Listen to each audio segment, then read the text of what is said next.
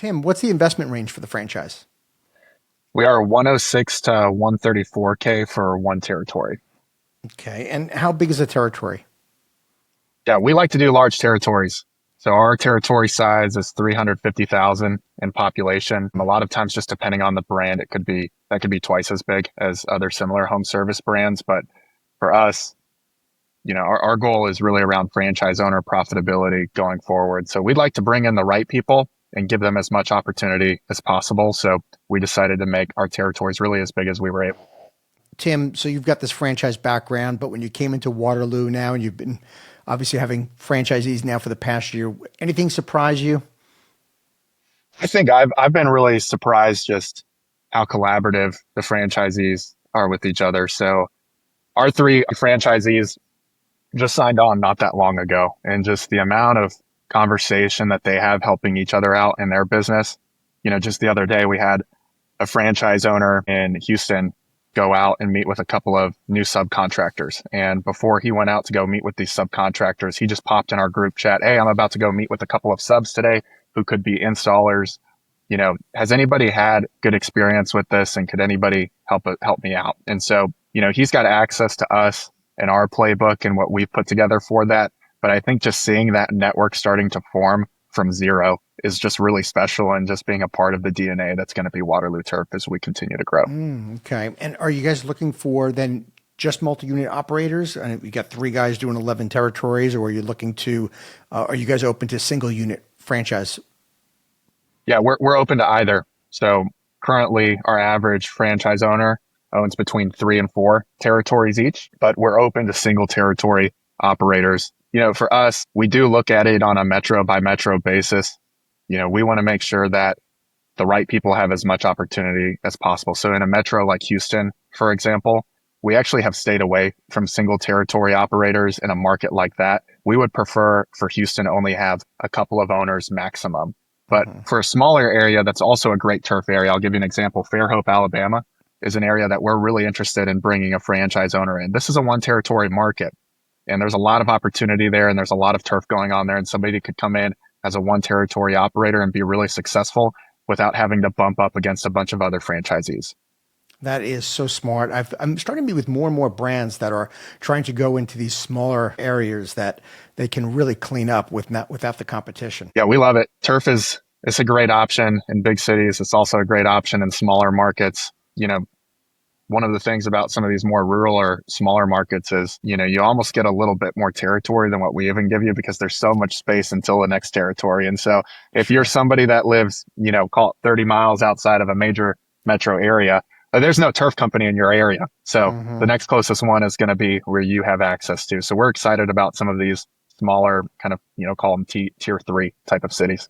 Great, great. All right, Lance, where are we taking this baby over the next 5 to 10 years? I mean, we want to be the largest national turf brand out there. So we want to take Waterloo as far as we can take it. Again, joining with like-minded franchisee business owners with the goal of franchisee profitability. Like Tim said earlier, that's the main reason I got into this, is to try and give this same lifestyle to everybody else. I know the grind of working for the man, and I know the freedom of being a business owner. Being a business owner is a double-edged sword, but the good side of it is a lot more frequent than the other side. So that's what we're trying to give to anybody else out there that's looking for it. Awesome. Tim, what's going to take for us for Lance to be able to see his vision through? What do you think? Yeah, we've got 3 things we're really concentrated on for this year, and, probably mostly next year too, that we'd like to see happen. So number 1 is we've got to find the right franchise owners. So people that are excited about that vision and really want to bring that vision into their local market with their own turf business under Waterloo Turf. So the right franchise owners, we can't become the largest turf brand in the US without people that are going all in on their business and are really excited to go dominate the competition locally. Number 2 is we want to build an iconic brand. So a couple of exciting things on that front. We just released our new website. And, for us, when we think about how does Waterloo Turf become an iconic brand, I think a lot of home services focuses on the labor. You see the guy in the polo, the guy that comes up, he's got a good looking smile. I think all that's great. But also in home services, everybody does that now. And so we want to be different. So our brand, we want it to be more about the recreation and leisure that turf can bring. It's who you become after you get turf installed. So you put your phone down, you get off of Netflix, you go outside on your turf yard and kick the soccer ball around with your kid. And you invite your friends over for a barbecue instead of just going to the latest restaurant in town. And one of the stories we've seen a lot in Austin is a lot of times guys, wives like them more or love them more because they no longer play 6 hours of golf on a Saturday. They just chip around in the backyard for 30 minutes because they've got it right there in their backyard. So that's what we want people to see when they think of Waterloo Turf, is bringing recreation and leisure. And, you know, if you've seen our tagline, it's get your Saturdays back. And so we want people to feel like every day is a Saturday after they get turf in their backyard through Waterloo Turf. So building an iconic brand would be number two. And thirdly, we want to continue to enhance and streamline our operational systems so that franchise owners can be more profitable, so that they in turn can reinvest more into their business. That's brilliant. You know, Tim, most people probably think when they think of turf business, they think, okay, I'm in the landscaping business, but you've made it very clear you're in the giving people back their lives business, right? For them to have recreation time. Absolutely. Yeah. We don't want to be seen as another landscaper. So, you know, we're wearing these hats right now. Lance is our guy in the lab making these hats, but you know, a lot of people in Austin, he's given out so many of these hats and sold them as well.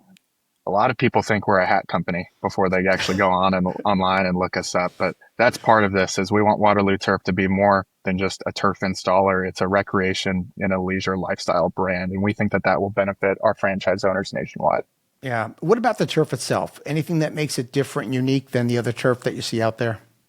Yeah, we install a lot of high quality turf. So we have, you know, an array of options that we give to the client. We also have an array of options that we can choose from. So the nice thing is that we're not tied down to one supplier or one distributor. So that's both here in Austin, San Antonio, and then any franchisee that comes on board. The options are endless of where we can purchase turf from, who we can source it from, and the different products that we're able to get our hands on. So we have the ability to really get our hands on just about any kind of turf, and that brings a lot of option and flexibility to the clients that we meet with. So that's kind of what we're focused on the product side, is obviously high quality products, having the options to choose what we want to install, and then making it as convenient and affordable for our franchisees and our clients as we can. What about training and support? Tim, what does that look like? We do training and support really from the day that somebody signs their franchise agreement. So recently, we actually just eliminated the terms launching and onboarding out of our system. We want people to, as soon as they sign the franchise agreement, you're now a business owner. Now it'll take us about 70 to 90 days to get you kicked off to your first job. But from day one, we want you to start to act like a business owner, because really you are. So training and support is when somebody signs on as a franchise owner, they'll get access to our operating manual. It's over 240 different SOPs and different pages.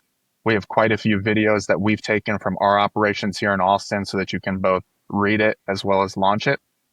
You'll then come to Austin, Texas for what we call a 4-day in-person training. So we don't want franchise owners installing turf by hand in their local markets. We use subcontracted installers to go and do that. But when franchise owners come to Austin, we're going to be installing turf by hand. So we want them to get a little dirty, get a little sweaty. They'll be working in with our crew, and we want them to understand the turf trade so that when they go back to their market, their crew can see that they're knowledgeable and their crew will respect what they have to say about the project. So we'll be doing a full turf installation in Austin, along with doing the estimating, the sales training, operations, financials, P&Ls, really everything else about the business, but we will be getting our hands dirty.